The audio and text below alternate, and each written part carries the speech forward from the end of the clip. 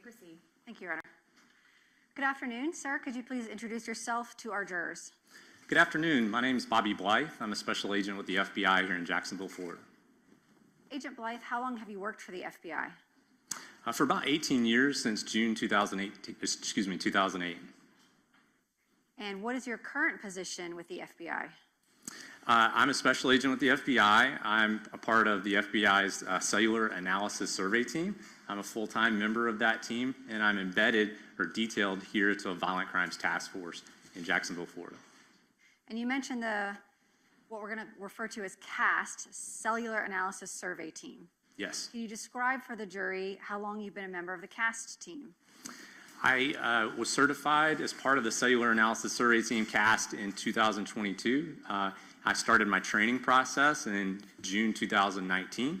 And during that time, from 2019 to 2022, worked with an already certified field asset and went through all of our training processes. Your previous positions with the FBI? So my first field office assignment was in New Orleans, Louisiana. I worked a variety of criminal investigative matters, from financial crimes to public corruption investigations and civil rights investigations there. And in 2018, I transferred to Jacksonville field office and continued to work on criminal investigations. And in 2022, started working primarily violent crime investigations. Can you explain to the jury what CAST is?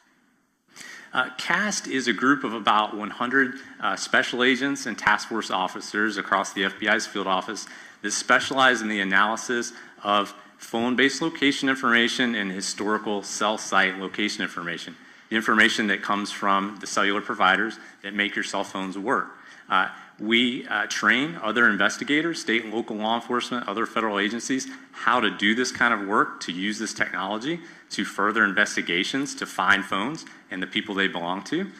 We also help real time on cases to find people, whether it be suspects of crime, missing persons, such as a kidnapped child. And we also work on historical investigations, looking back to see where a phone was or device was in relation to a set of circumstances. And we also provide testimony in court regarding our findings. You mentioned someone earlier testified about being CAST trained. Do you train other law enforcement agencies outside of the FBI in how to do this type of analysis? Yes, every year I teach multiple basic classes, a 2-day class to state, local, and other federal law enforcement officers and crime analysts on how to do this type of work, what kind of records you can get from the cellular providers and social media companies to obtain location information to help in an investigation. We also teach an advanced class to state, local, and federal law enforcement as well, and we're required to do so to maintain our professional standards. What's your educational background? I have a bachelor's degree in business administration from the University of North Florida with a major in accounting. I worked in public accounting for 3.5 years after graduating from UNF, and I did some post-baccalaureate work to be able to sit for the CPA exam, and I became a certified public accountant during that time as well. How did you get into this transition from that type of work with the FBI into CAST? So I knew an FBI agent that I met when I was in high school, actually, and kept up with him through college. I was recruited, went through the application process, and joined in 2008, and went through new agents training. In order to be a member of the CAST team, can you briefly describe for the jury what specialized training you have to receive related to mobile device location analysis, both historical and real-time? So we go through over 300 hours of classroom and practicals-based training, basically going from a basic class to an advanced class, a critical incident readiness exercise that simulates a command post environment. Let's say there's a child abduction or a mass shooting, and we're trying to identify a suspect device and track that device. So we simulate that in an exercise. We also go through a 4-week certification course that includes a class from a PhD professor from the Florida Institute of Technology in radio frequency theory as it relates to cellular networks. And we go through the technology from the infancy of cell phones, 1G, all the way to 5G, what's currently deployed. And what's special about it is we also receive training directly from the cellular providers AT&T, T-Mobile, Verizon, and US Cellular from both their network engineers and their court-order legal compliance personnel to tell us about the technology they have deployed, how their networks work. We can ask them questions, and they tell us about what kind of records they keep and how to obtain them. Approximately how many times in your career do you believe that you have analyzed call detail records with location information, historical, I'll start with that, historical records? More than several hundred times. And have you ever in your career tracked successfully a suspect or missing person using these records in real time? Yes, numerous times.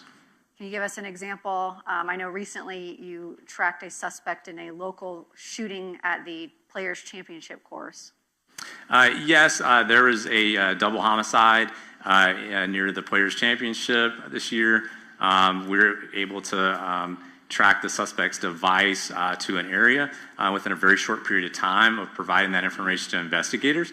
They were actually able to locate the abandoned phone and see where that was located, and then we were moved on to exploiting other means to try to locate that suspect. I've also located missing endangered children, children who've been kidnapped, the suspects involved in those kidnappings, missing persons who've been deceased to find their remains, and also been able to verify where suspects of crime have been looking backwards by seeing where their device was and then corroborating that by pulling video at that location or seeing them on surveillance. And you mentioned that part of your job duties are also to testify in court. How many times have you testified in court related to your work as an expert witness? About 55 jury trials in state and federal court. Your Honor, at this time, the state is intending to elicit opinion evidence from Agent Blythe as an expert in his field, and I would allow the defense any voir dire. Any questions? Oh, no questions, and we agree that he's an expert in his field. Okay, you may proceed. Okay. Agent Blythe, we're going to give the jury a little bit of an education. Can you explain how cell towers work? Yes, so on the left, you can see 4 common configurations of cell phone towers, as they're commonly called in our area. There's a traditional metal pole with 3-sided array of antennas on top that you can see at the top left. They can be disguised as a fake tree or other items. There's a flagpole on the top right, or they can be mounted on different sides of a rooftop to create the 3 sides of a traditional cell phone tower.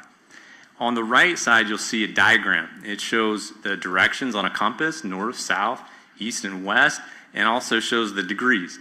At the center, you'll see an overhead image of a cell phone tower from above. There's a dot at the middle of that. So on the maps you'll see today, you'll see a dot like that. That represents the exact location on Earth of the base of that cell phone tower. And then you'll also see these wedges here that represent the outline of a sector as designed by the provider to give coverage in a specific geographic area. Those sectors or sides of the tower are aimed in a particular direction called an azimuth. They use the degrees on a compass to aim the center of those sectors. And so I use that information about where the tower is located and how they're aimed, how many degrees on a compass that the center line of that sector is aimed, to create a visual representation of the cellular network activity for that device and an approximate location. And I should mention that this is State's Exhibit 182. This is the introductory slides in your report, which we'll get to in a moment. Yes. So the towers are divided into sectors. How does the division into sectors produce location data in call detail records or call records? So most of the towers in the United States are divided into 3 sectors. So if we only had the tower, we could just draw a dot on a map and say the phone used that tower. But with sector information, we know which side or sector of the tower the phone used at a given time for a specific communication. So we can draw that outline of that sector and show what side of the tower the phone used, which shows a more precise location than just knowing that the phone used the tower by itself.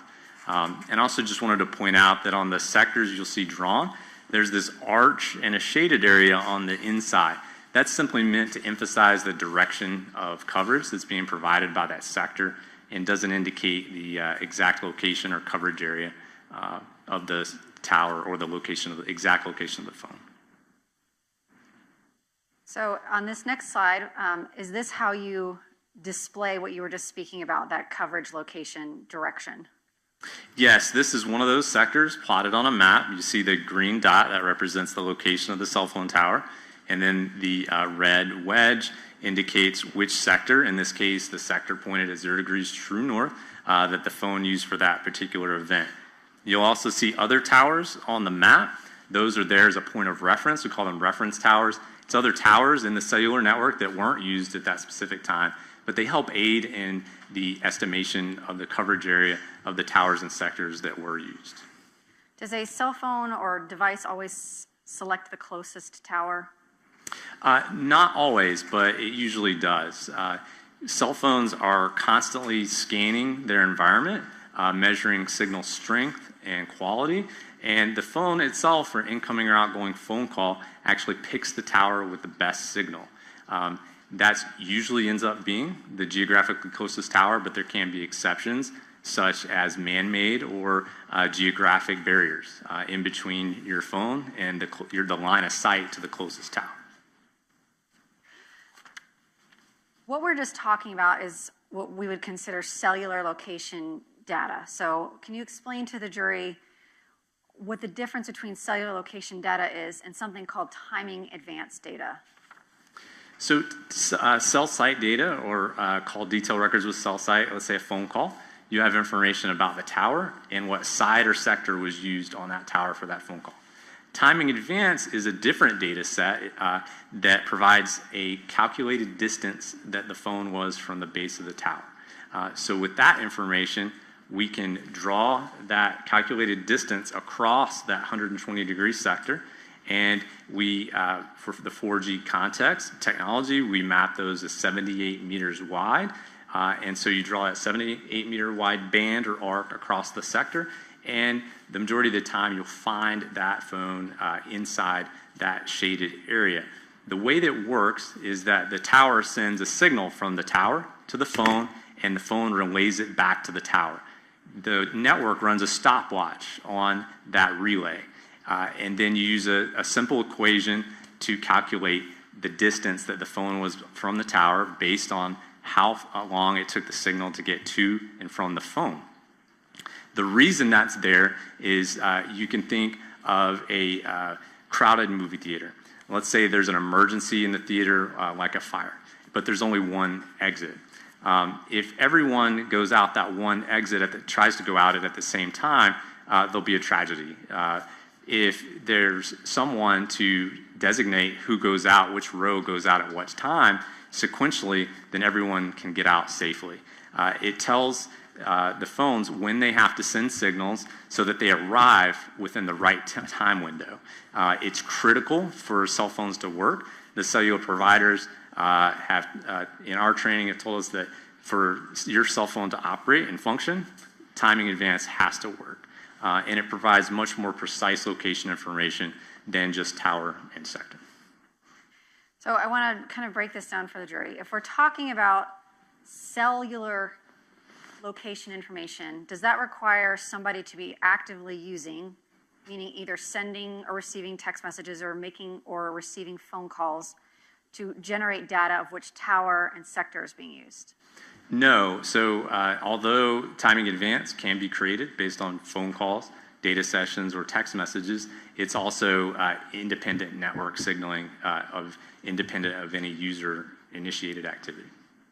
So if you were looking for active cellular usage, someone would have to be using their phone to create that activity. But if we're talking about timing advance, my phone can be sitting here without me doing anything on it, without receiving any texts or calls, and it still can be creating those timing advance measurements to the cell tower. Yes. Okay. When you are mapping cell phone data, what kind of records do you need in order to do that? So in the productions from the cellular providers, we need the call detail records with cell site, the data sessions with cell site, if it's available, the timing advance files, and we also need a cell tower list, a list of from the provider that gives the locations of all the towers and other information about the tower and the sectors, like what direction that each side of that tower faces. And in this case, and many of your cases, do you receive those records from the cell phone providers via a search warrant? Yes. The government or law enforcement, a state, we can't just subpoena them. They have to be through a search warrant issued and approved by a judge. Correct. The legal standard for quite some time now is that it requires a probable cause search warrant from a judge to obtain this historical cell site location information because it allows one to track the movements of one's device. So in this case, did you analyze both cell tower location information, meaning these maps here on page 5 that show what azimuth and what sector of a tower is being used, as well as timing advance showing that same information but with a distance from the tower? Did you have both types of data available to you in this case?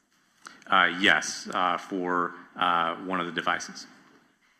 Do phone companies keep this timing advanced measurement data as long as they keep other cellular data? No, they don't. Do you know what the retention periods are for cell providers in general? I do, yes. And what are those? So for timing,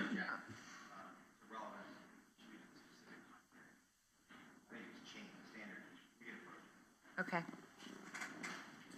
Or do you want to ask a, I mean, I can ask it differently. okay.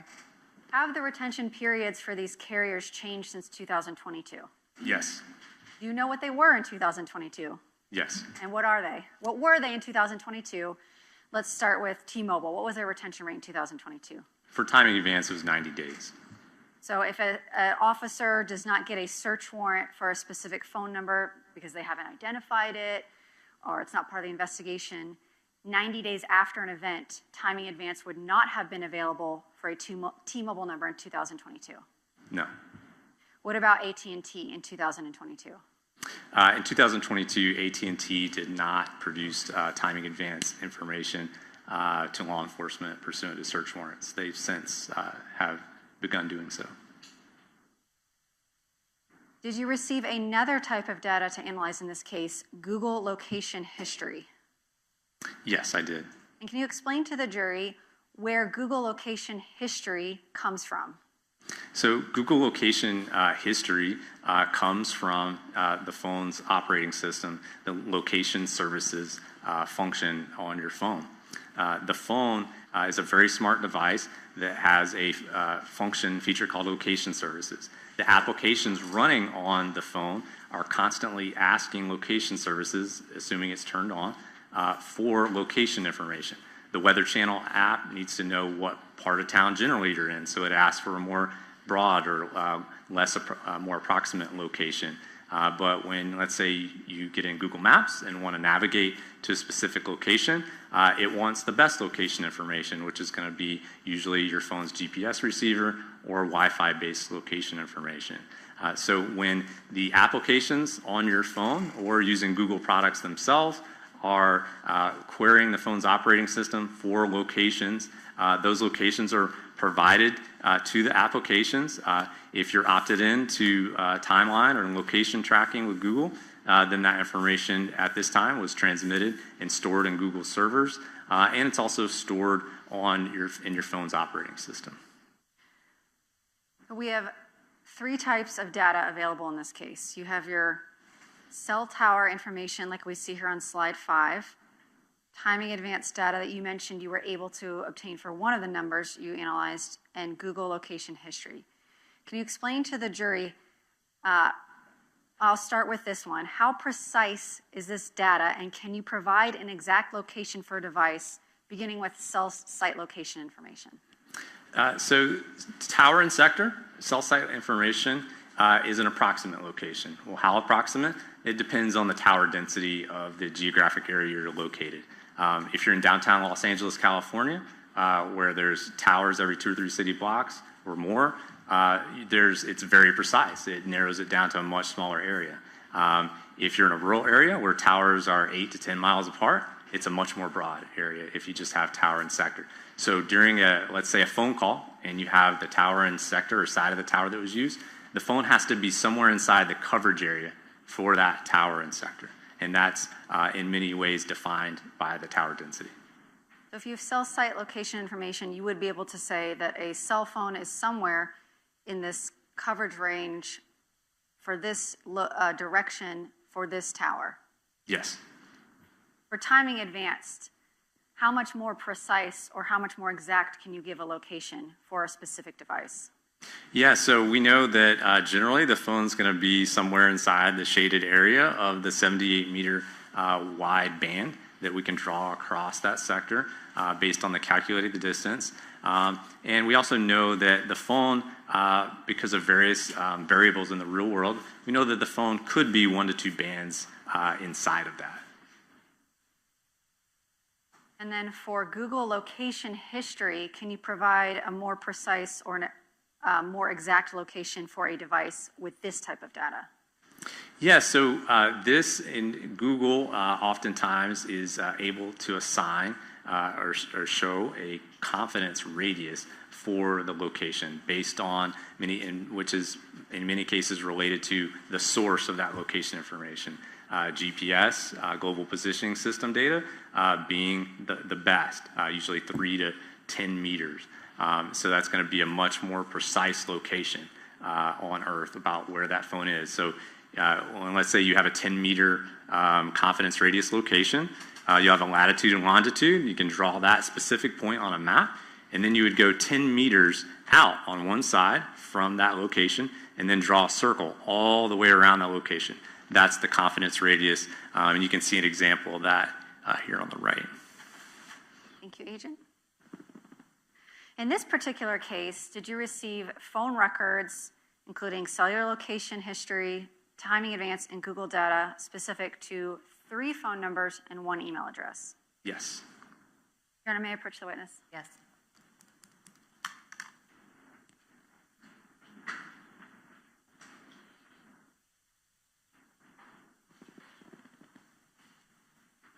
Actually, I'm going to use the evidence card for this. Okay.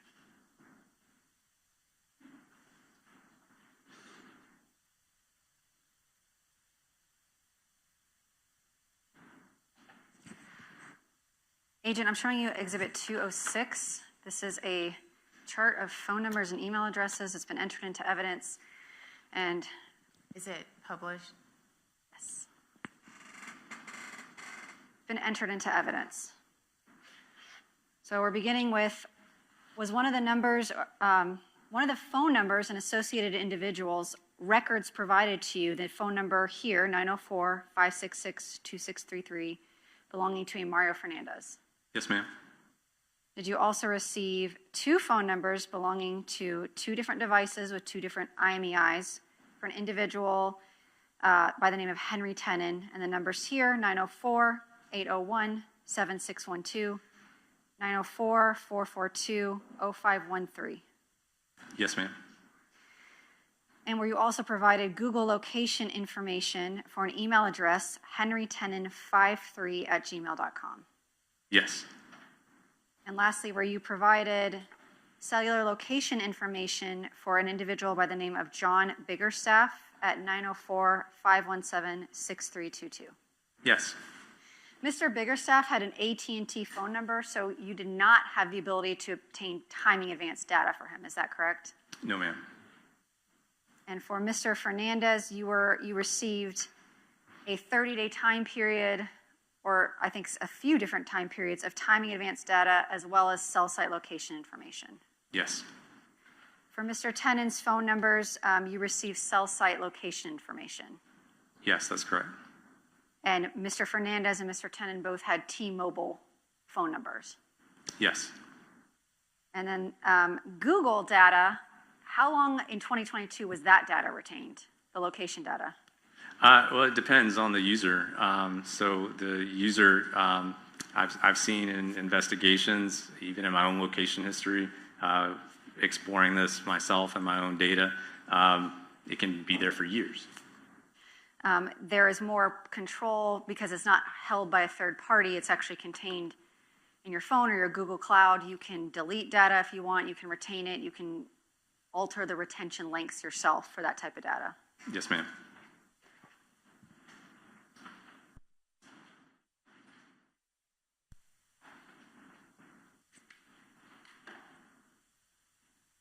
And I'm going to show you some items that were provided to you to do your analysis, beginning with states exhibits. Stickers are covered up. 180. These are, it's a disc with a letter from AT&T for toll records for John Biggerstaff. Yes, ma'am. States Exhibit 179, toll records and a certification from T-Mobile for Henry Tenen.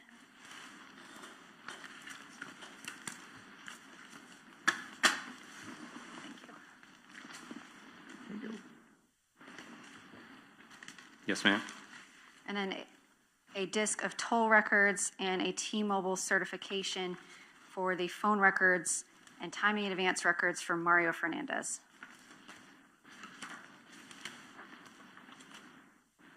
Yes, ma'am. And then you also received Google data, location data from a Google return from Mr. Henry Tenen, States Exhibit 181. Yes. And lastly, the detectives provided you as well to include in your mapping some license plate reader reports from the St. Johns County Sheriff's Office for a specific date, January 29th, 2022. Yes, that's correct.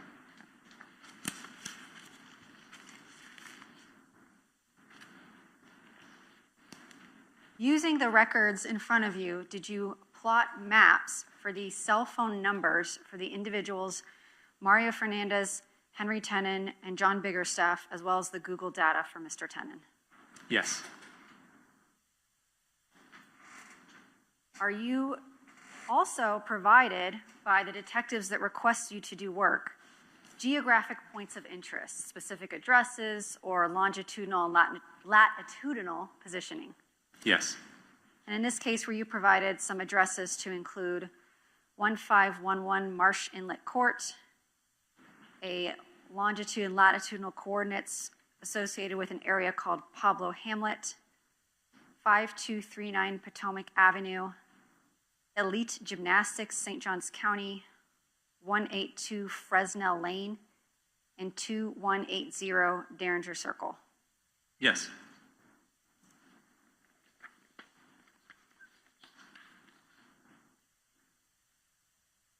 When you receive those phone records that you have up there, states 178, 179, 180, if the jury were to open them, they would see the time and dates of the cellular activity and timing advance is in something called UTC. Can you explain to the jury what UTC means? UTC stands for Universal Coordinated Time, for short, and you can think of it as being similar to Greenwich Mean Time. So to get from UTC time to local time here, this time of year we subtract 4 hours. During standard time, after we fall back, you subtract 5 hours. And did you make those adjustments when mapping this data? Yes. When you're mapping data for the time period at the top, do you include all or most of the cellular data for that time frame in your mapping? Yes, unless I indicate otherwise. And if there is no data for a specific time period for a phone, did you also indicate that on these maps? Yes, ma'am.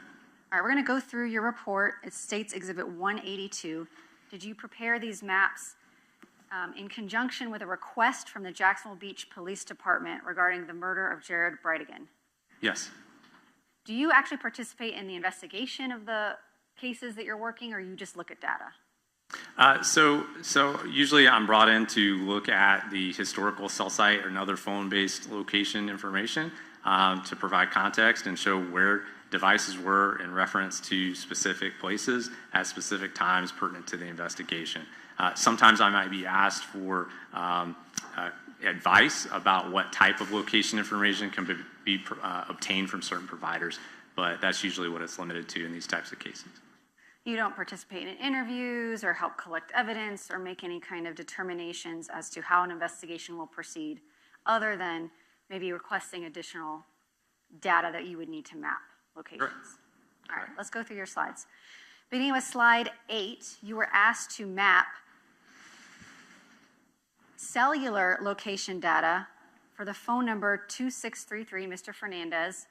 And I should say at the beginning of your report, the jurors will have a little easier time. You do them by color coding. So on this map, we're going to have Mario Fernandez is going to be indicated in pink, Mr. Tennant's devices in green and in black, Mr. Biggerstaff's device in blue, and then Mr. Tennant's are going to be those red little bubble dots indicating Google data. Yes. Okay, perfect. So beginning with slide 8, you were asked to map cellular location information for Mr. Fernandez on January 5th of 2022. First of all, were you provided with timing advance data for this time period? For January 5th, I don't recall the specific date it cut off, but later in January, I know there was timing advance, and in February, we had timing advance. And if the request for the data was made more than 90 days, like, for example, if the police didn't realize this date was significant until 90 days after it had passed, there would not be timing advance available for you to map. Correct. So as soon as investigators learn of a device, they can only go back 90 days before that to get timing advance. So if there's a date pertinent to the case that falls below that, before that 90th day, that information is going to be have been purged from T-Mobile's systems. So it just won't be available. So in this map, we're seeing cellular data, which means that we're only going to have data points when a phone is communicating with a tower being used in some manner. Correct. So here we see Mr. Fernandez's device has 2 cellular activities for this time frame. Can you describe for the jury what you've mapped? Yes, this is a visual representation of the cellular network usage of target cell phone 2633 in pink. There's a incoming phone call that went to voicemail at 10:56 a.m. Utilizing the tower and sector just north of the Jacksonville Beach sign on the map, facing to the west. And at 11:51 a.m., the target cell phone utilized the tower and sector just north of the Baptist Medical Center Beaches sign on the map, also facing to the north and west for an outgoing phone call. And these other green dots that I'm circling here, those indicate the location of other T-Mobile cell towers back in 2022. Yes. And when you map cell location towers, towers can change, they can build new towers, move them. Do you always use the tower list from the year that you're mapping? Yes, we use the tower list closest in time to the time of the incident because the network changes over time. Moving on to slide 9, we have a map here for a phone number 7612 associated with Henry Tenen and Google location data for henrytenen53@gmail.com for January 5th, 2022. And before we get started, I want to ask about this box up here. That is in reference to Mr. Fernandez's phone number 2633. What does that mean? Yes, there's no mappable activity for the target cell phone during that time frame with tower sector information. So we can say this device, the data for this day that was available for you to map, we can say the device is in the Jacksonville Beach area between 10:56 a.m. and 11:51. For this time frame, we have no data to say where that phone's located. Yes, so cell site are snapshots in time. So they show an approximate location. I can show an approximate location based on those usages on the previous slide for those 2 specific points in time. So for Mr. Tenen's cellular device and his Gmail account, which was linked to one of his cellular phones, can you explain what your mapping indicates to you, in your opinion, based on your training and experience? So this shows the movement of the target device, the device using the Gmail account, and the target cell phone 7612 in green away from the Tenen residence, the area of the Tenen residence, 5239 Potomac Avenue, south and east, and then east towards the Jacksonville Beach area by 5:57 and 11 p.m. indicated here on the right side of the map. And this flag you have here corresponds with the legend. That was an address provided to you by detectives in the case. Correct. Same with what we're going to call Fernandez residence, the location of interest as Pablo Hamlet, and the location of the crime scene on Sanctuary Boulevard South. Yes. And we're getting a more close-up view of Mr. Tennant's Google location data on January 5th. Again, we see this box here. And can you explain again what that means as it relates to this slide? Yeah, so there's no mappable activity for 2633, the pink phone, during the time frame. And there's no timing advance available during this date due to the retention period and when the records were obtained. So no cellular data means that there's no user-generated cellular activity at this time frame. Correct, or incoming activity that would generate cell site. So 2633 is not making or receiving any calls, sending or receiving any text messages at this time frame. So with T-Mobile, they don't retain cell site for text messaging. We'd have to look at those records, but for the phone, there's no phone calls incoming or outgoing generating cell site during this time. In regards to Mr. Tennant's geolocation data, can you explain to the jury your opinion based on your training and experience what is indicated by this slide? So this shows the movement of the target device accessing henrytennant53@gmail.com, moving south between 5:58 and 6:06 p.m. along South 15th Street, and then turning on Fairway Lane. And these boxes indicate the time for this particular point, so these correspond. Correct. Slide number 11, this is going, your arrows indicate reverse, so we're going further along in time. So we see activity going this way, and the next slide, the device appears to be moving back where it came from. Yes, the blue arrow on the slide I've provided shows the direction of movement, and you can see the call-out box for each event next to it with the time and the confidence radius assigned by Google to that location. So explain to me this R3M here, that is a confidence radius. What does that mean as it correlates to these individual points? Yes, so the point here that you just circled, that it refers to that point just to the north of the Fernandez residence sign on the map at 6:07 and 34 seconds. It means that Google was able to assign a very precise location, a confidence radius to that location of 3 meters. So that device would generally be found somewhere within 3 meters of that latitude and longitude location. And then here we have from 6:08 to 6:10 p.m. more location data. Can you explain what we're observing in this slide? So these are locations that were in the location records for henrytennant53@gmail.com. They show the device between 6:08 p.m. And 6:10:58 seconds.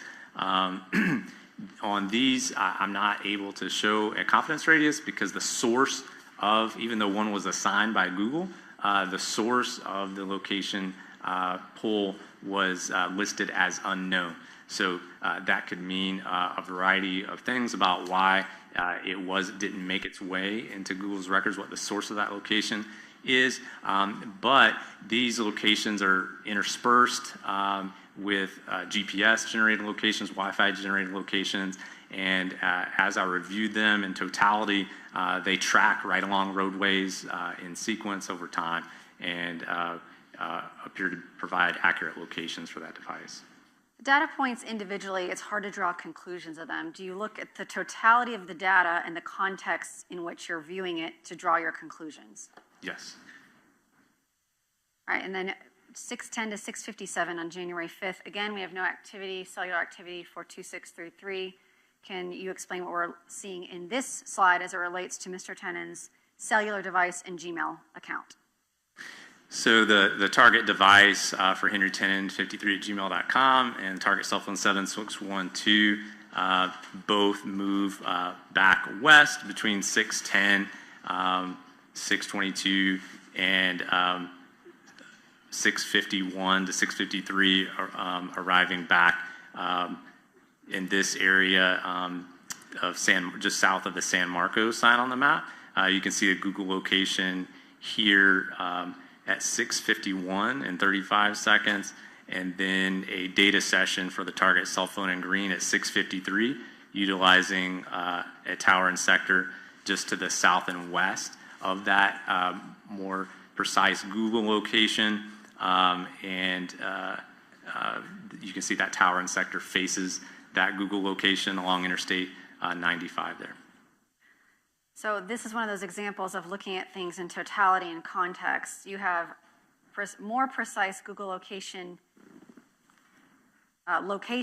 data points, but they are corresponding with these kind of less precise tower readings. But in an area like this, because they're both in the same area, you can conclude that the device is moving in this general track. Yes, the data sets corroborate one another. Right, they correspond to one another. Yes. And then January 5th, again, we have no activity. We have on 1/6 an outgoing call, but no cellular calls to map for this time frame. And we see that the data points are moving back to the location of 5239 Potomac Avenue. Is that fair? Yes. Okay, January 25th, from 2:39 p.m. to 3:10 p.m., we are looking at AT&T records, which are only available as that cell tower location information for Mr. Biggerstaff, as well as the cell location and timing advance for Mr. Fernandez. So here we're seeing, if you explain to the jury how timing advance is going to be indicated in these boxes, that's a little bit different than the cellular location information. Yeah, so in these call-out boxes at the top is the CID number. That's a unique identifier for that tower and the side or sector of that tower that was used for each event. And then below that is the date, the time. This number is the azimuth or degrees on a compass that that sector faces that was used for that specific event. And then next to it is TA, that stands for timing advance, and then the distance, the calculated distance that was obtained from the records as calculated by T-Mobile in the records, and that is visually displayed there with the sector on the map. And what can you tell me about the co-location, if any, between Mr. Biggerstaff's number here in blue and Mr. Fernandez's number here in pink, their devices? Yes, so Mr. Fernandez's phone arrived in this area at approximately 3:04:56 p.m. You can see indicated here by the timing advance band. And meanwhile, Mr. Biggerstaff's phone between 2:42 and 3:08 p.m. utilized the tower and two sectors on that tower in the vicinity of 2180 Derringer Circle during that time. So then the timing advance at 3:09 and 3:10 shows a calculated distance for that target cell phone during that time that overlaps geographically with the Biggerstaff residence. So it shows potential co-location of those two devices in that area. And here on your legend, where you have these addresses labeled Fernandez residence and Biggerstaff residence, that is information provided to you by the detectives in this case. Yes. And here we go on January 25th. We've got a 3:10 p.m. to 4:24 p.m., and then we have a 4:26 to 5:56 p.m. I'm going to go through both of these, and what opinions or conclusions are you drawing as to the potential for co-location from these slides? Yeah, so remember, we don't have timing advance for the AT&T phone. We just have tower and sector. The blue or AT&T phone for Mr. Biggerstaff was utilizing the two tower and sectors located here in this area near McCormick and Monument Road, just to the east of the Biggerstaff residence at 3:26 and 4:24. Then during this time frame, there's multiple timing advance events with 3 different calculated distance, putting the phone in the area here defined by the 3 timing advance bands during that time. So it shows potential co-location of the 2 devices during that time. I guess I should have specified this earlier, but this little blue dot indicates an AT&T tower, and this little green dot indicates a T-Mobile tower. So the T-Mobile phone would use this one, and an AT&T phone would use this one. Correct. And then we see here on slide 17, Mr. Fernandez's phone with a timing advance appears to be leaving what's been labeled as the Biggerstaff residence at 2180 Derringer Circle, and his path of travel is consistent with in your opinion, a return via roadway back to the Jacksonville Beach area? Yes, ma'am. And then January 25th, 6:27 p.m. to 9:23 p.m., what opinions or conclusions can you draw from this? Yeah, so the target device 6322 in blue remained in the area throughout through the next mooring based on the available location information. You can see here and in the call-out box to the right, the target cell phone primarily used this tower south of the near Monument and McCormick Road during that time frame. All right, we're going to talk about January 29th, 2022. I'm hoping we'll get through this particular date before we break for the day, so that's what I'm going to try to accomplish. On page 19, you were asked to map location data, timing advance data for Mr. Fernandez's phone, cellular location data for 7612 Mr. Tennant's phone, and Google data points for henrytennant53@gmail.com.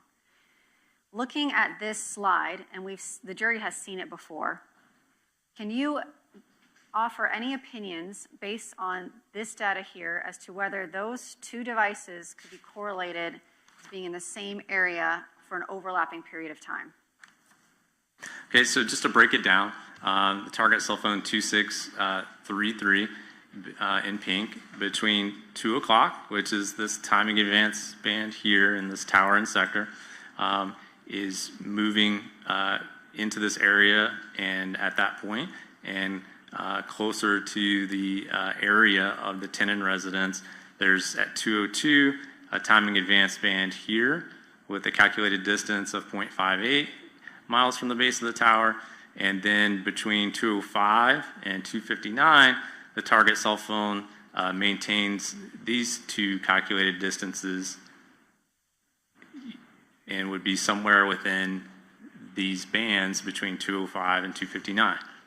At 2 o'clock, the target device for henrytennant53@gmail.com is located basically at the Tennant residence location, or is consistent with being at that location. Then by 2:06 is departing that area, and is at near the intersection of Old Kings Road and Edgewood Avenue. Then at 2:08, you see cell site usage for 7612 to the east for a data session, and then at 2:10, a Google location along Martin Luther King Jr. Farther to the east. So between 2 o'clock and 2:06, Mr. Tennant's phone moved north and east towards Old Kings Road, and between 2:02 and 2:05, Mr. Fernandez's phone moved into the same area as the Tennant residence, and it's consistent with potentially being at that location.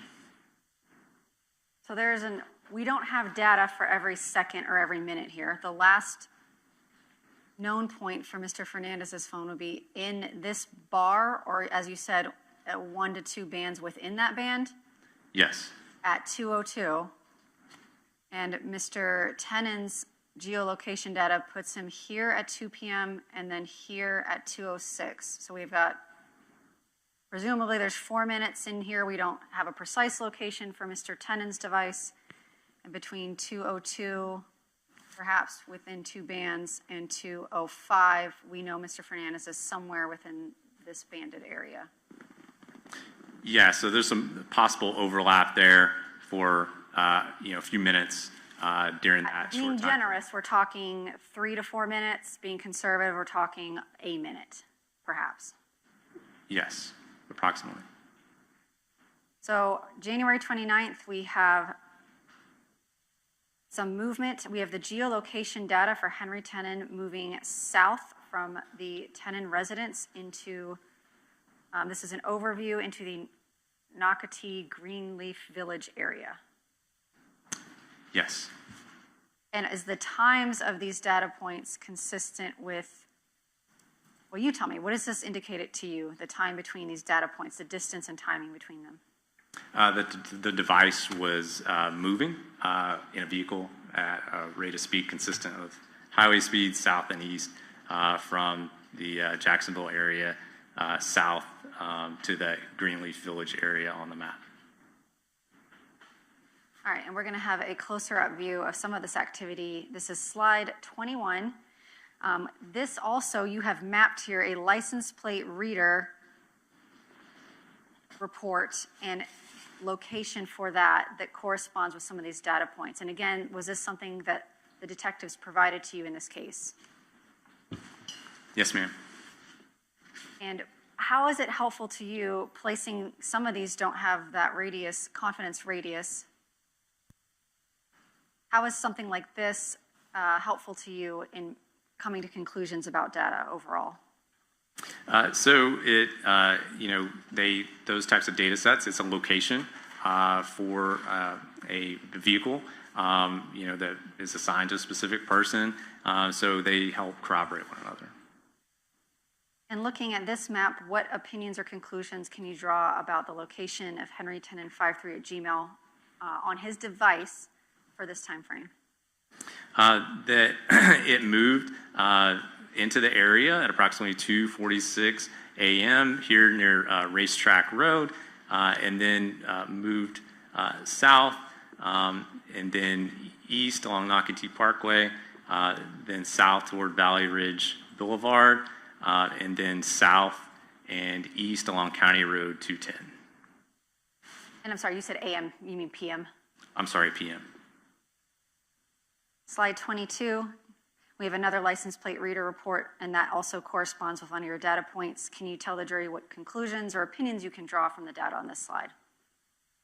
So at 2:45 and 13 seconds, the target cell phone moves, and here is located here. It moves into the area, and so again, this is just zoomed in of the previous time frame we were showing the location of the target device. On this slide, slide 23, we see two areas of interest, and those were provided to you by detectives in this case. One is Elite Gymnastics at 175 Cumberland Park, and the other is an address that was advised to you to be the location of the deceased victim in this case at 182 Fresno Lane. Yes. And can you explain what the data indicates to you from this slide? So the device remained stationary for a few minutes between 2:56 and 2:59, just east of Interstate 95 along Old County Road 210. I'm sorry, before that, it moved from the north and east near 210 and Beacon Lake Parkway, here, south and west along Old County Road 210. Slide 24. We have here the area of interest indicated as Elite Gymnastics. Can you tell us what the data indicates on this slide? Between 3 o'clock, indicated here along Old County Road 210, where we left off on the previous slide, the target cell phone moves back north and east towards along Old County Road 210, and then turns south, moving towards the Elite Gymnastics location, moving south of it, and by 3:05 and 53 seconds, and then back north up the same road. And we see here this data point for geolocation as 3:05:53. The next data point, correct me if I'm wrong, timing-wise, would be this 3:06:40. Yes, ma'am. Here, so at 3:05, 3:06, and then 3:07, 3:07. Correct. Coming back out this way. Okay. 3:04 to 3:07 p.m. is this just a more close-up view of the data we just looked at? Yes. Slide 26, can you explain to the jury what we're looking at here?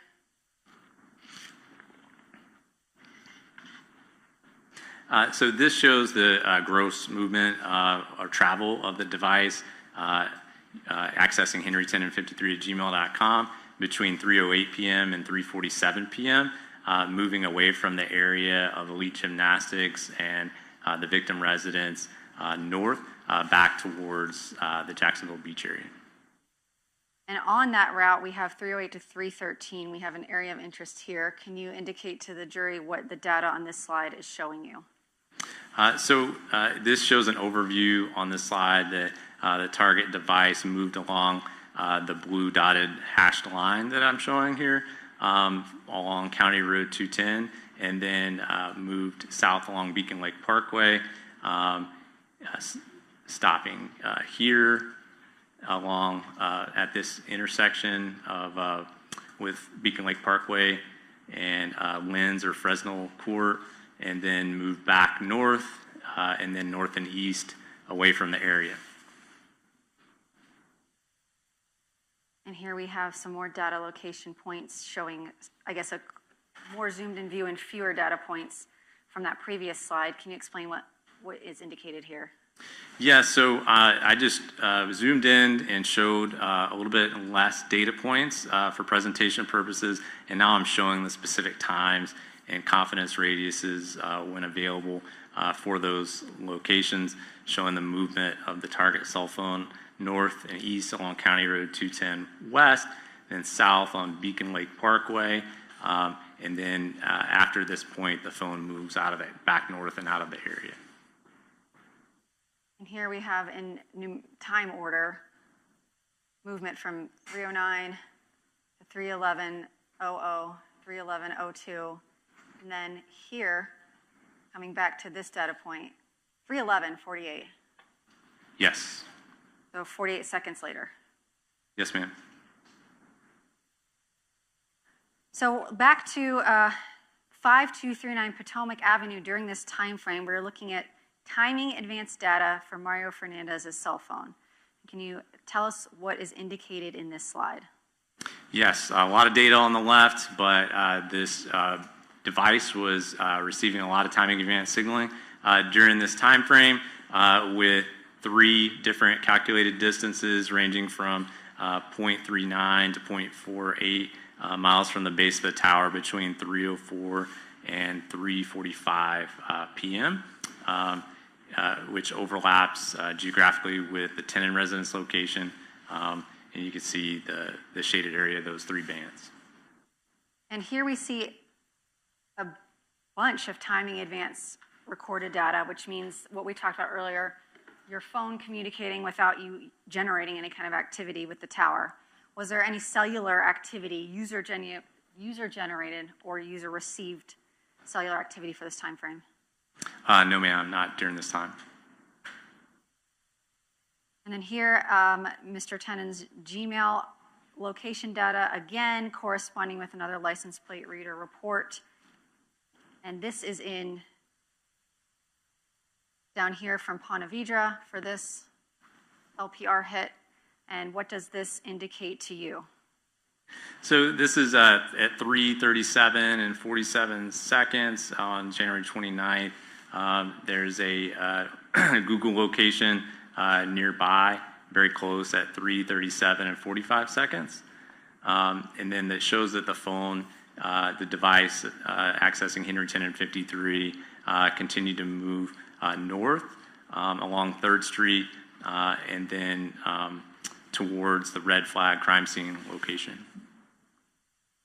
And here at 3:43 p.m., we have a Google location point on Sanctuary Boulevard South with a confidence ratio of 4 meters. So can you say with a degree of confidence and certainty that that plot point is in particular a pretty precise location?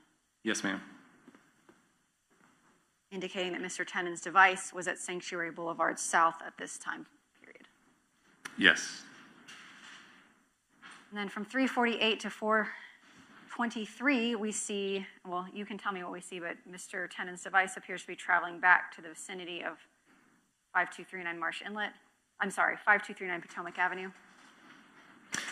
Yes, you can see that the target device and 7612 target cell phone in green, they appear to move together. 353 event here, 356 here, along JTB or Highway 202 through 403 here near South Point at 95 and JTB. There's a Google location there at 403 as well. Then 409, there's an event from Henry 10 and 53 and also the target cell phone 7612. And then arriving back in the vicinity of the tenant residence at approximately 4:20 p.m. During that time, target cell phone 2633 in pink utilized the same tower and sector that we were looking at before between 3:48 p.m. and 4:23 p.m. For several timing advance events. And during this time frame, although Mr. Fernandez's phone is recording those timing advance data, was there any user generated or received cellular data for that time frame? There's no phone calls to map during that time frame, no. And here we see that Mr. Tennant's device is located with a confidence ratio of 30 meters at this general location, and you've made that a little bit of a bigger data point. And Mr. Fernandez is in that timing advanced band with a recorded data at least at 4:20:30 and 4:23:34. Yeah, so within about 18 seconds, there's a timing advance band of 0.44 miles, which is roughly the same distance that the tenant residence is from the tower. And here we see, I guess, a more close-up view of that. Yes. We see that they are co-located, potentially the device is co-located for a time period of at least 3 minutes. And then here on slide 33, we see the pink phone belonging to Mr. Fernandez beginning to travel away from the residence. Can you describe for us the route of travel? Yes, ma'am. The phone moved south and east along Highway 23 through the downtown Jacksonville area, and then across the St. Johns River, the Matthews Bridge, between 4:25 and 4:37 p.m. Apologize, I accidentally drew that large. Can you describe to me what this box means? You have both the pink and the green in one box. During that time, both target cell phones, again, about 3 minutes apart, 421 and 424, both target cell phones use the same tower and same sector. And then we see that Mr. Fernandez's phone moved from this band to this band with a reading here at 4:25. Yes. And that gets us through January 29th. Your Honor, in terms of scheduling, does the jury need a break? Yes. Okay. I thought that might be the answer. All right. How much longer do you think? Should we take a shorter break so you can finish up the day?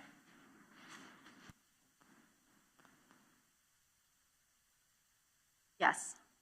Okay. We'll take 5 minutes. Just refresh yourselves really quick, and you can buzz when you're ready to come back out.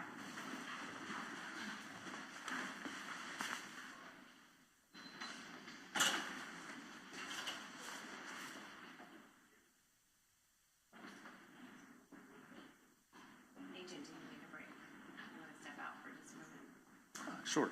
Okay.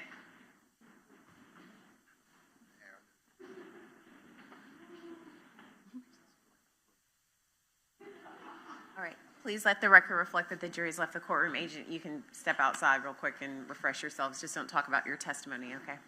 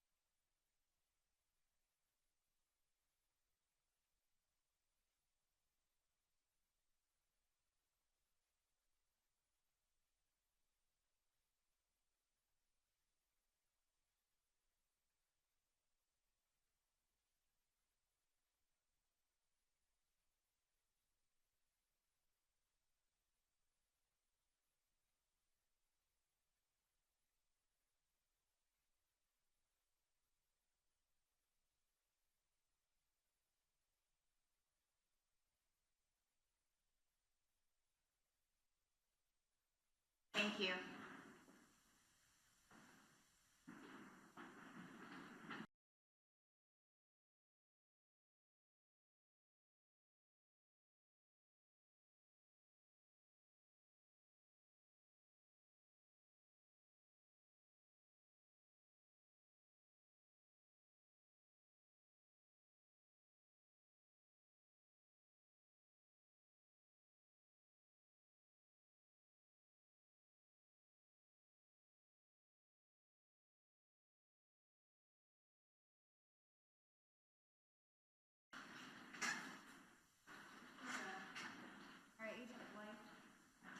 So we took a short break. Let's just, top to bottom, just a short recap. January 29th. We have indication that Mr. Tennant's devices traveled from 5239 Potomac down to the Nocatee area, past two areas of interest to include elite gymnastics, and onto Fresnel Lane, which is the same lane where the victim's residence was indicated to you. Up.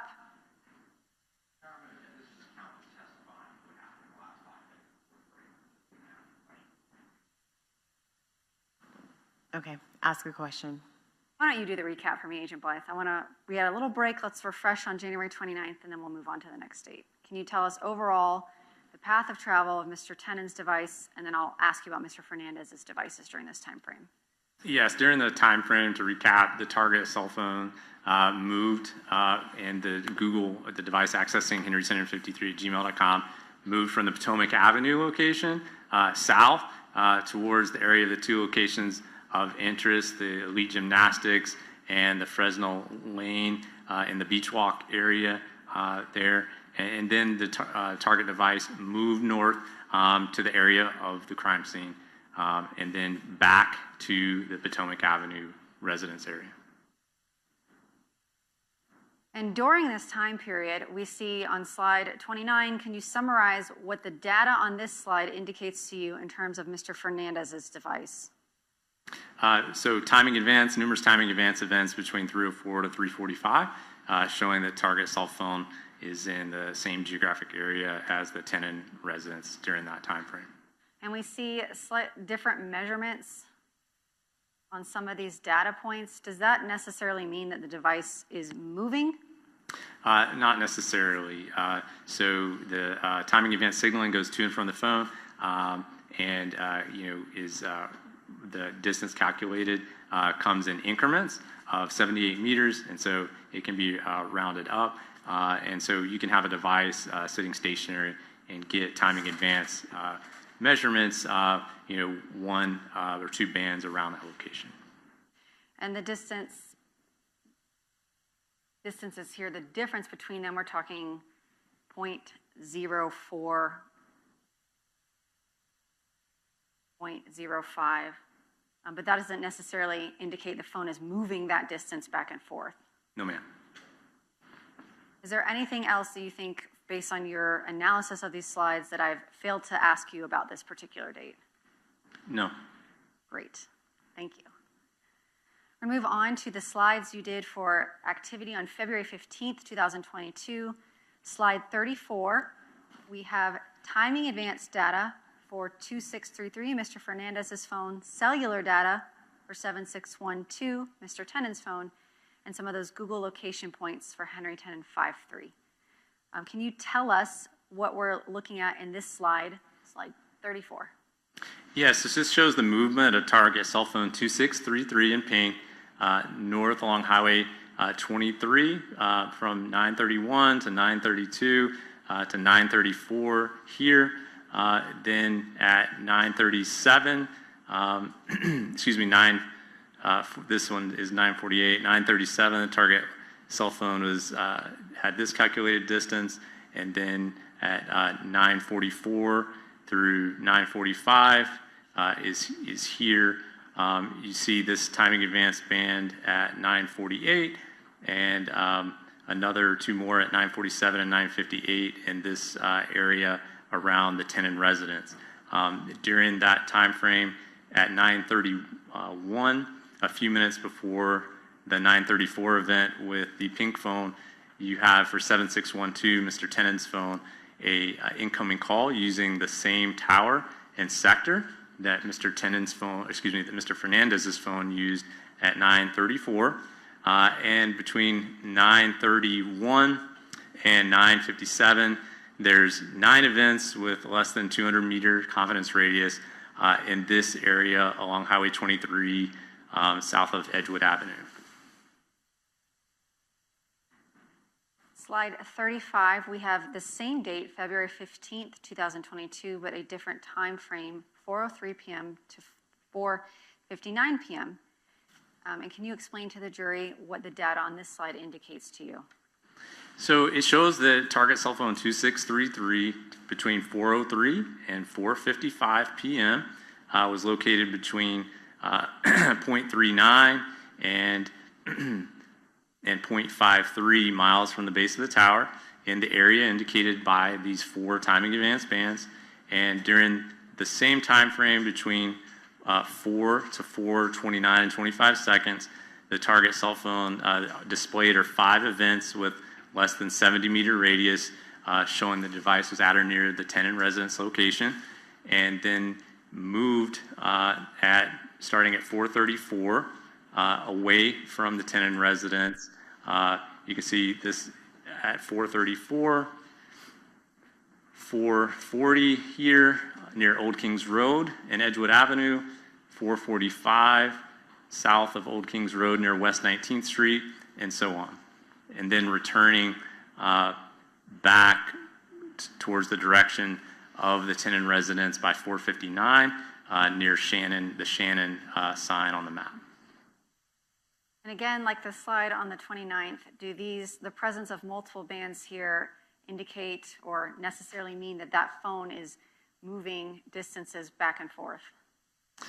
It could, but it may not be. And here we see that there is some period of overlap potentially of these devices such that could you reasonably conclude there's some co-location going on here? Potential co-location, yes. And for how long of a time frame would you be comfortable saying? So certainly between 4 and 4:29. I'm going to move to the date of the homicide, February 16th, 2022. And we have timing advance data for Mr. Fernandez's cell phone. And here we see some movement. Can you describe for the jury what we're viewing here? So this is showing timing advance bands from two different towers for target cell phone 2633. The tower here is indicated with the call-out box to the right, events between 5:03 and 5:11 p.m. Those events are the bands drawn here. And you can also see 2 events from the tower located near the Oceanfront Park sign on the map at 5:03 p.m., 1.02 miles from the base of the tower that intersects with the other bands. When you have timing advance bands that intersect geographically, that are close in time, that's where you're going to find the phone, is at that area of intersection. So intersection gives you some more precise location than just bands would. Yes. Can you make any conclusions from this slide as to where the device was most likely located during this time frame? It was during this time frame. You can see that it's most of the bands, and you have the area of intersection in this area. Most likely the phone is located in this area during most of the time frame, and towards the end of the time frame, the target cell phone utilized these bands a little bit closer to the tower, 0.53 miles from the base of the tower, between 5:10 and 5:11.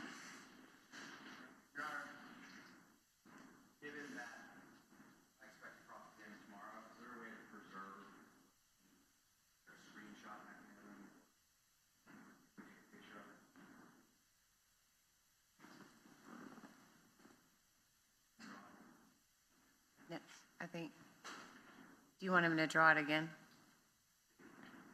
Do you re-annotate? Between 5:03 to approximately 5:10, target cell phone most likely be found in this area of overlap of the timing advance. Then 5:10 to 5:11, it appears moved a little bit to the east. It's located at a calculated distance of 0.53 miles from the base of the tower. Can you see that? It's red. AJ, is there a way to change the color for the witness? No? Okay. All right. Can I erase it? February 16th, 5:13 and 5:19 p.m. We see some movements of bands. Can you describe what we're looking at in this slide? Yeah, so this time frame starts at 5:13 with the phone at 0.63 miles from the base of the tower, which is this closest one that crosses the sector and is on top of the Fernandez residence location at this point on the band. And then you see the next event, the ending event of that is at 0.68, which is the next one farther away from the base of the tower here. Then at 5:15 and 42 seconds, there's the band farther at 1.12 miles from the base of the tower. There's timing advance events from a adjacent tower, and the the long and short of it is that it appears that the target cell phone was moving to the east, or excuse me, west, I'm sorry, based on those timing advance events. We're seeing in slide 36 and 37, are you mapping all of the timing advanced data points for this particular time frame? During that particular time frame, yes. And we see here there's pretty consistent 503, 503, 503, 506, 506, 506, 507. Oh, sorry, Melanie. Sorry, Ms. Simpkins. 503, 503, 503, 506, 506, 506, 507, 4 or 5 times, 508, 510 3 times, 511.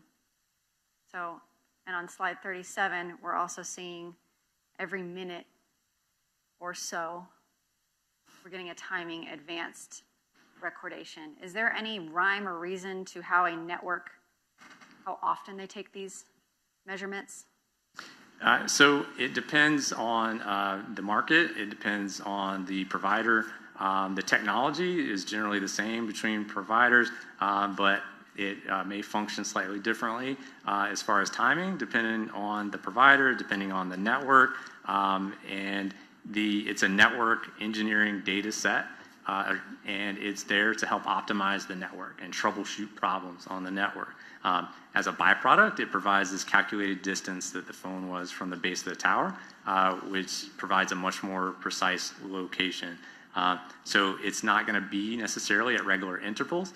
It can be initiated by phone calls, text messages, data sessions, and when a device begins to move, there's generally, in my experience, begins to be more signaling with the phone when a device begins to move. If there's regular timing, let me ask you this question too. You don't need to be actively using your phone for timing advance to be recorded.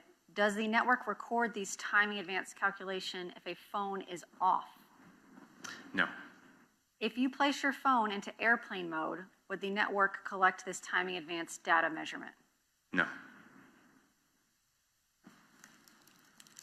February 16th, between 5:21 and 5:45, we see an indication up top that not all timing advance is displayed. Yes. And is there a particular reason you don't display all of them? Due to the volume, is difficult to display and also represent the date, time, and distance in the call-out boxes around it in an understandable way.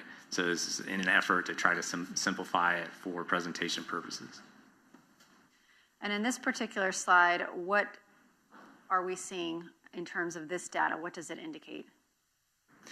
So you can see timing events between 5:21 and 5:45, showing the target cell phone in this area near Beach Boulevard, between just east of the Intracoastal Waterway, between 5:21 and 5:30, and then with the 1 represents this tower and sector located closest to the yellow flag and the residence flag, the Fernandez residence, and those are the events between 5:29 and 5:44.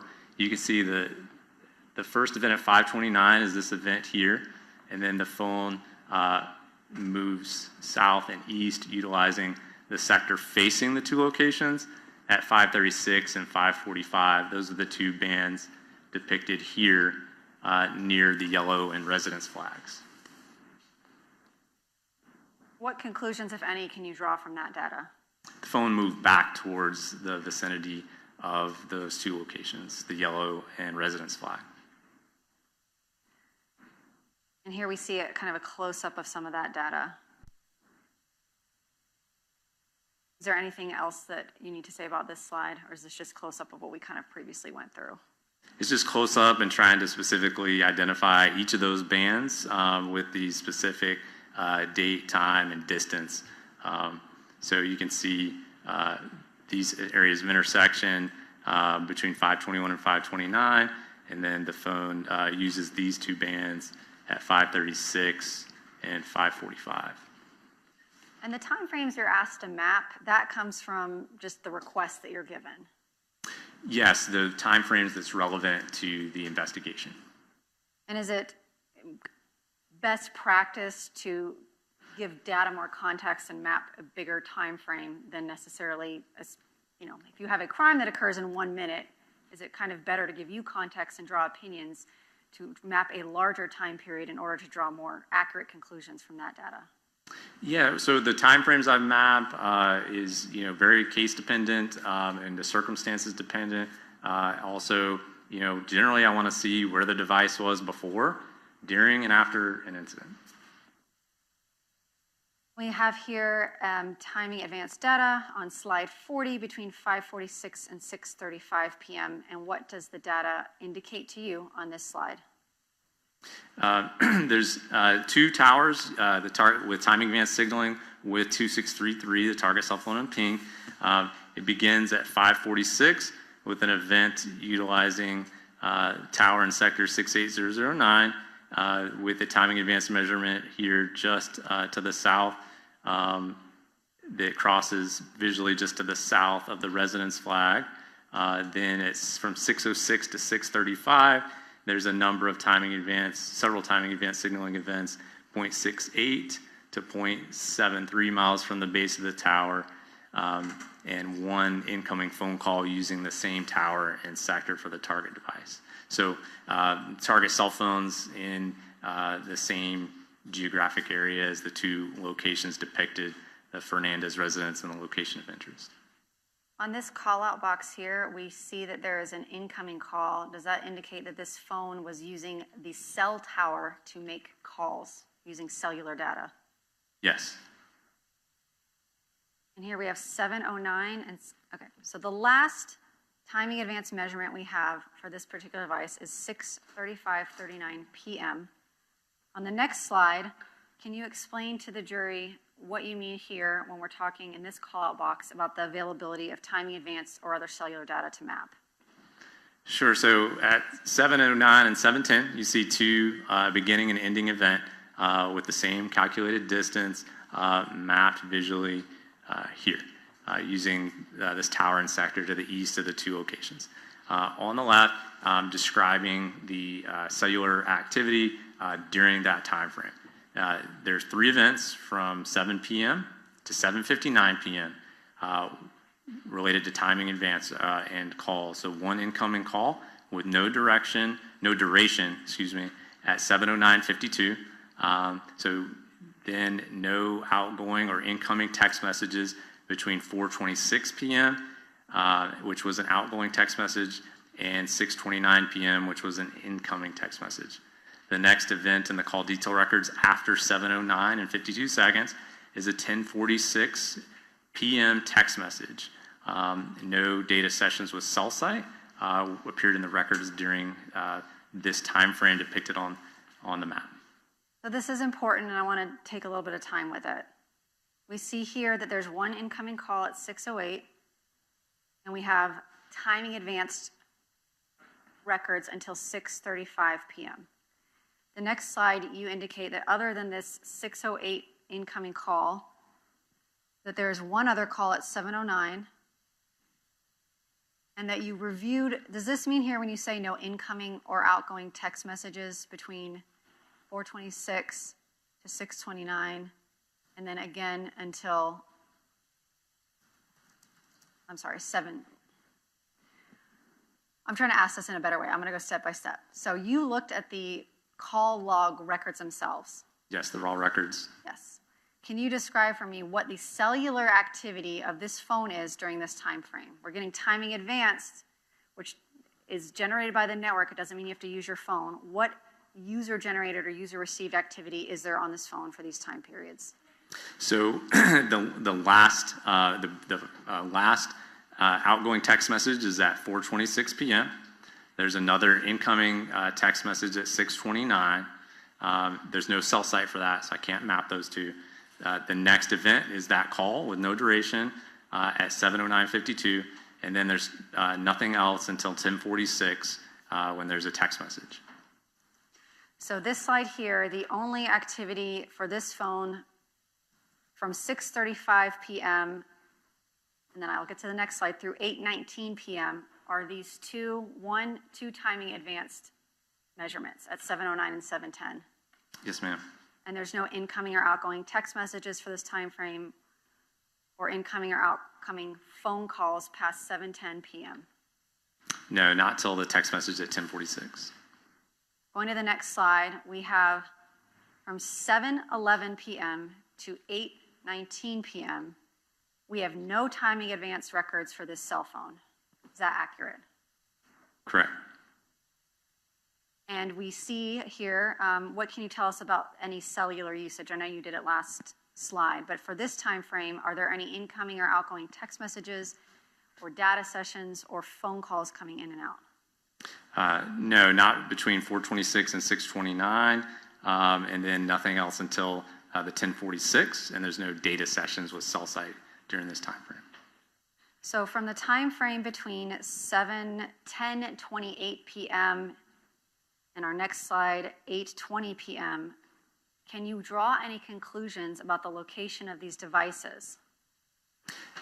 So no, in the absence of location information, I can't show the location of the phone.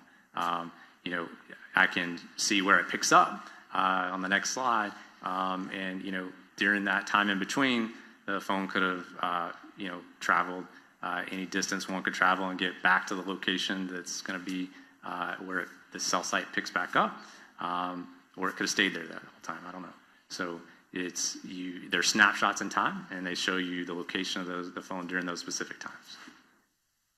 Slide 43, we have timing advanced, again recording beginning at 8:20 p.m. with no timing advanced records again until 8:48, and then we have 8:48, 8:52, 8:55, 8:58, 8:59, 8:48, and we see some tower activity. Can you tell us what this slide indicates to you? Yes, the target cell phone, especially at 8:48, is at or near the area of intersection between the two timing advance bands, and the target cell phone's in the same geographic area as the two locations of interest, the location of interest and the Fernandez residence.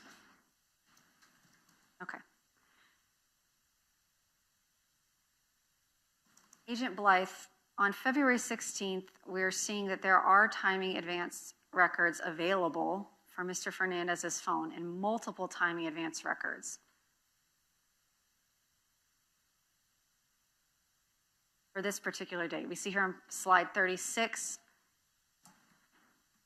I think over 15 different timing advance recordations in a span of 11 minutes.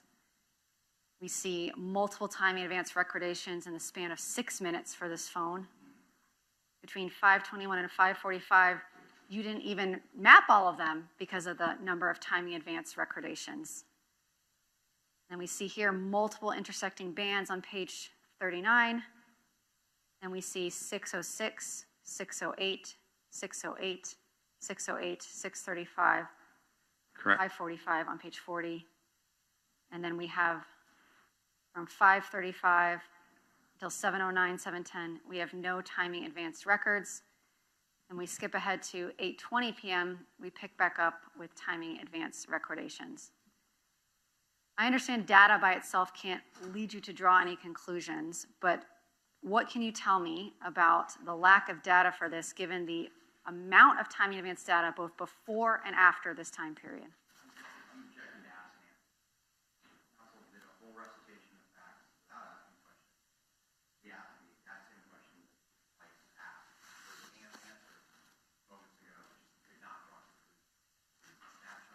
Okay.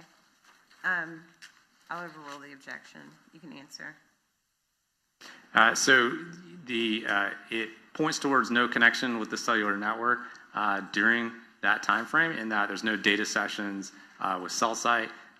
There's periods without the text messages that we looked at those times, no phone calls, and there's absence of timing advance. There can be time frames where timing advance isn't recorded on a network, and I can't. It can seem almost continuous, and you can see the numerous events that there were before, and then moving forward afterwards.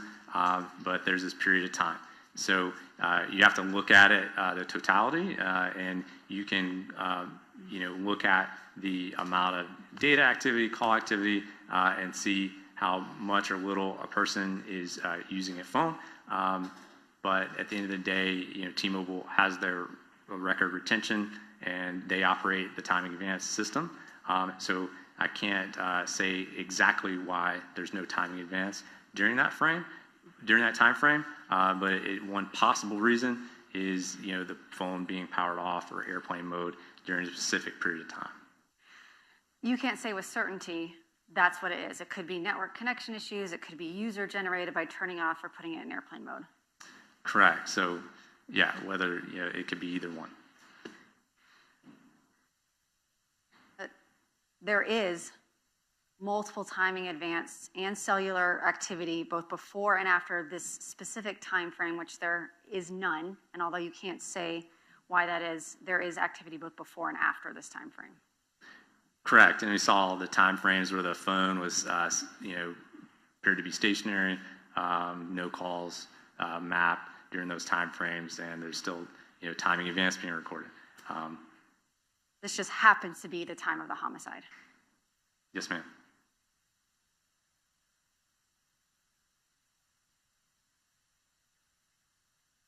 All right, I'm going to turn your attention to the mapping you did that evening for the phone number and Gmail account for Henry Tenen.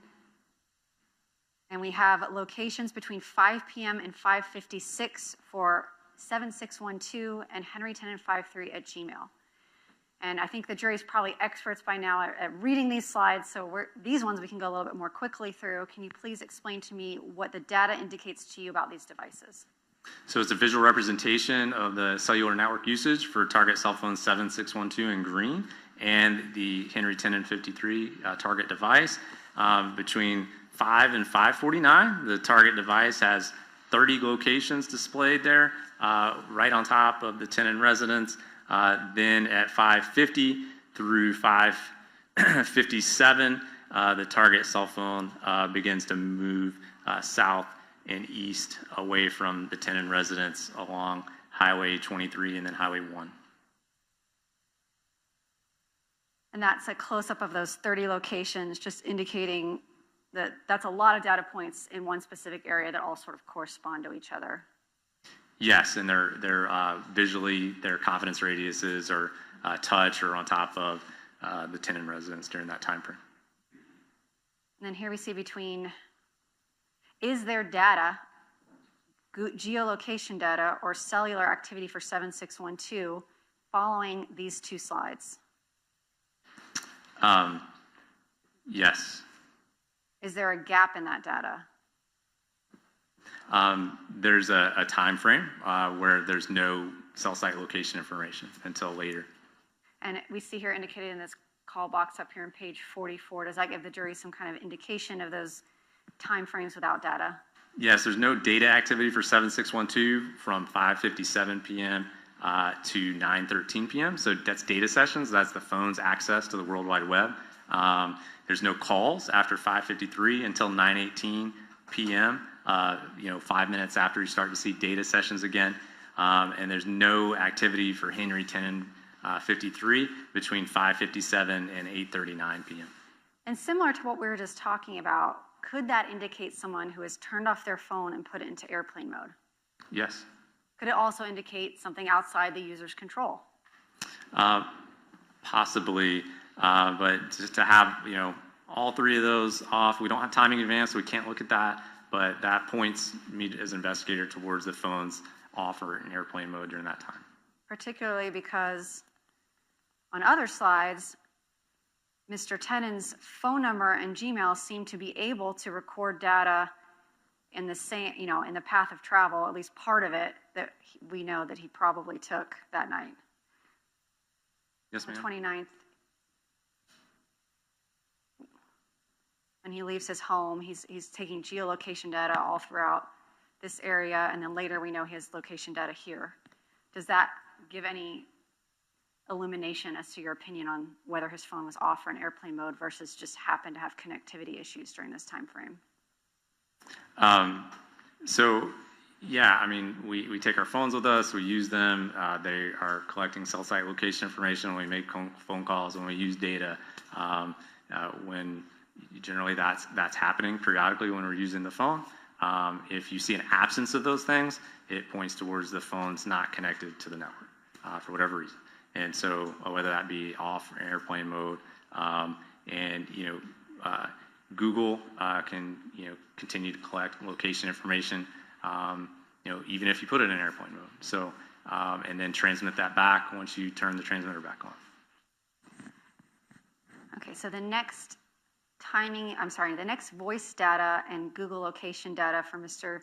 Tenon's cell phones and the timing advance data for Mr. Fernandez's cell phones are indicated here on slide 46 for the time frame between 8:59 p.m. and 9:23 p.m. I'm going to start with Mr. Tenon's devices. Can you explain to me what the data on this slide indicates about his voice device 7612 and Henry Tenon 53 at Gmail? Yeah, so target cell phone 7612 utilized the tower and sector near the 2nd Avenue sign on the map, the sector facing to the south and east towards the yellow flag and the residence flag for 2 incoming phone calls at 9:18 and 9:23. One of those phone calls was with his other cell phone attributed to him in this investigation. And the Henry Tenon 53 Gmail is moving into this area from the south during this time frame, starting at 9:01 here near the 5th Avenue and 9th sign, and moving north and then west towards these locations at 9:15, 9:19, and then ultimately 9:23, which is on top of the timing advance band at 9:23. So well within the coverage area for the tower and sector for this tower and sector used by 7612.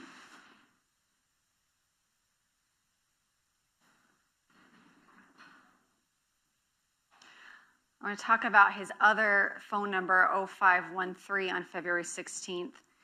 And I'll come back to this slide when we're finished with that discussion. But he had 2 phone numbers, 0513 and 7612. We saw 7612 mapped earlier, and now we're mapping here 0513. And can you indicate to me what data was available for this phone that you're mapping here?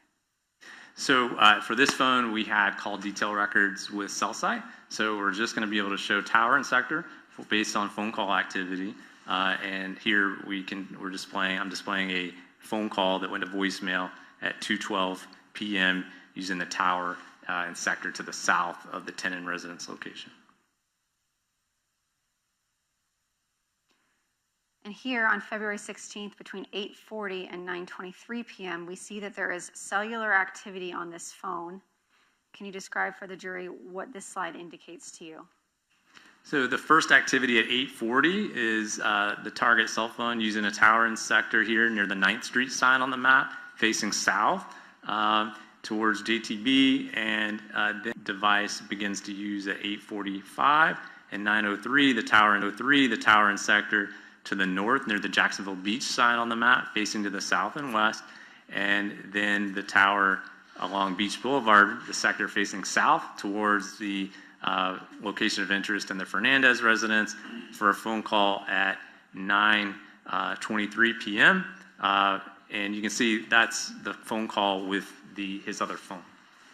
So as this device is moving and utilizing these towers, we see that it is actually attempting to contact Henry Tennant's other device. Yes.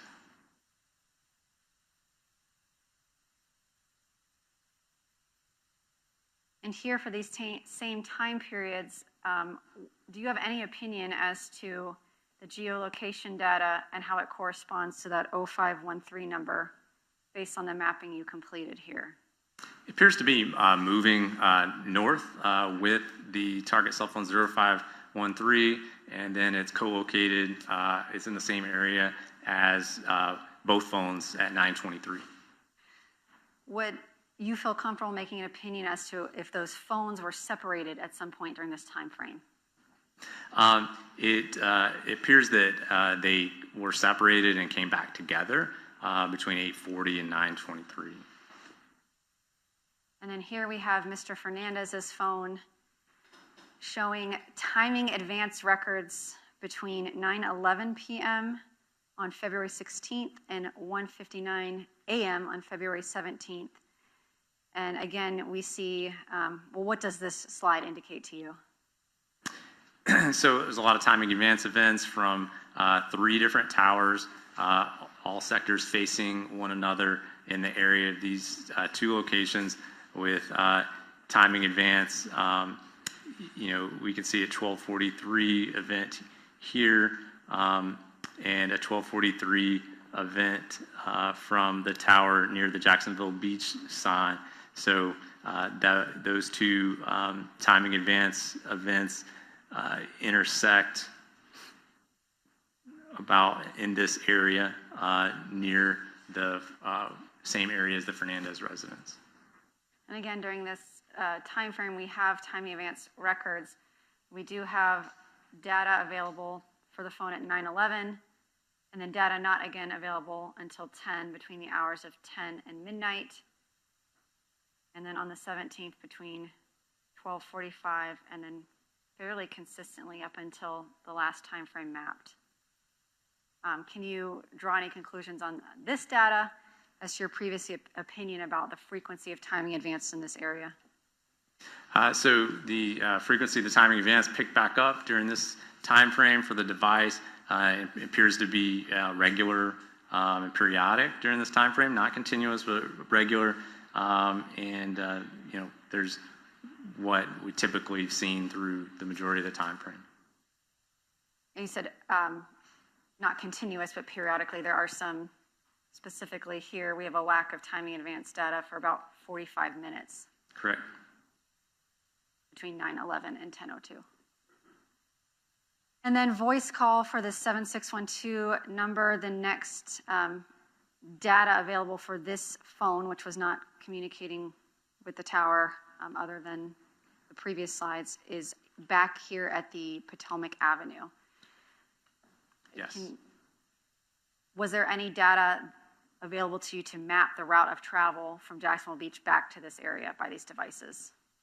Not for 7612, no.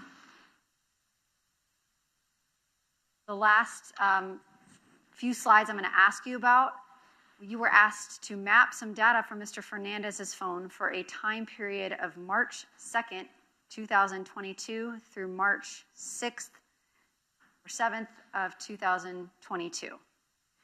And can you describe for the jury what we're seeing in these next few slides? So this is a travel overview. It's showing all or the vast majority of the timing events activity, showing the movement of the device north from Jacksonville Beach area to the Brunswick area between 9:20 p.m. and 11:53 p.m. on March 2nd, 2022. Slide 53, this is March 2nd between 2:36 a.m. and 10:30 a.m. Can you describe both with your note and the data what this slide indicates to you? Yes, the target cell phone moved from the area near the Walterboro sign along Interstate 95 here north past Florence towards the Clinton, North Carolina area between 2:36 and 10:30 a.m. The phone remained in the Clinton, North Carolina area until approximately 6:20 a.m. on March 4th, 2022, and the phone began to travel north towards Cheswick, Pennsylvania, outside Pittsburgh. Slide 54, what is indicated in this slide? This is showing all the activity during that time frame between 6:20 a.m. on March 4th and 4:52 on showing the movement of the target cell phone to the Cheswick, Pennsylvania area. So the phone remained in the Cheswick, Pennsylvania area until approximately 6:50 p.m. on March 5th, and when the phone began to travel south away from the Pittsburgh area. So it arrives on 4:52 a.m. on the 4th, or is that supposed to be p.m.? I apologize. It may be supposed to be p.m. Okay, so 4:52 p.m., this device arrives in this area outside of Pittsburgh and then remains there until 6:50 p.m. on March 5th. The next slide, slide 55. Describe for me what we're seeing in this slide. It shows the gross movement of the target device south from the Cheswick, Pennsylvania area all the way back to Jacksonville between 6:55 p.m. on the 5th and 1:55 p.m.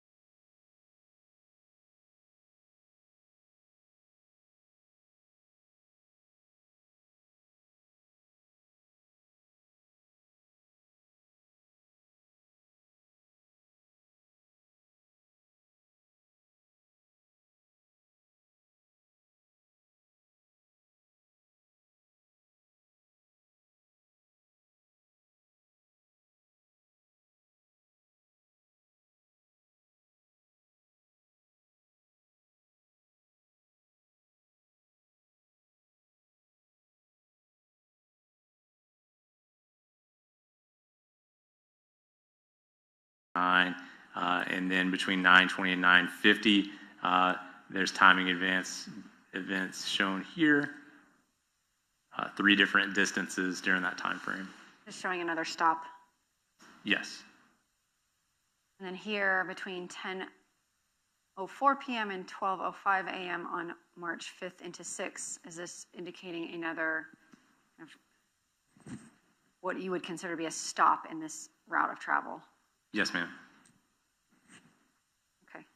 Lastly, we've got on June 7th, you were asked to map some data provided to you in this investigation, and this is showing some efforts by the detectives to locate a specific address. And can you indicate to the jurors, based on this data, what it appears to indicate about the movements of Mr. Tennant's phone 7612? So it shows the movement of the target cell phone 7612 south and east towards the area of the College Gardens sign on the map. And between 6:09 and 6:10, the device used the tower and sector here facing to the west towards the blue truck recovery flag, the blue flag on the map to that area. So this was used as detectives to try to locate a truck by looking at some cellular data corresponding to some other records on Mr. Tennant's phone. Yes, ma'am. And then lastly, we have these ops clock for Mr. Fernandez's phone. And can you describe for the jury what this is depicting? So this is designed to try to show when a device is least and most active. It shows based on the call detailed records. So it's showing the time frame from December 31st, 2021 through March 31st, 2022. And where you see it starts with the days of the week, Sunday through Saturday here. And then this is like a clock, 0000 is 12 o'clock, 1, 2, 3, 4, 5, 6, going around. It shows the hours of the day. It starts with AM on this side, makes it to noon, and then this is the afternoon and evening. So the darker the shaded area is the more frequent activity in the call detail records. And if we're talking about February 16th, which was a Wednesday, if we map through Mr. Fernandez's average for this time frame usage of cell phones in that time, usage of his cell phone in that time frame where we don't have data, between about 7:10 through 8:20, we have, can you describe for the jury kind of what this indicates about that? Yeah, during those hours of the day, there's usually usage on the phone. Somewhere between 7 and 8, it starts and continues until between 7 and 9. And this is based on data sessions and cellular usage. This is not that timing advanced Correct. data. And this is just another way to look at that. I know people like visualize things differently. So this is page 60 of the slide deck. And then here on page 61, can you describe for the jury the data you've mapped here? Similar presentation, just different visual format. It's a bar chart showing by hour of the day when the frequency of usage based on the call detail record. And unlike that other slide, this is not broken up by Sunday, Monday, Tuesday, Wednesday, Thursday, Friday. This is just an aggregate Correct. of times. So we see here the time frame I'd asked you about for the lack of any data was between 7:10 and 8:20 p.m. So we see here 1900 would be 7 p.m. and 2100 would be 9 p.m. Correct.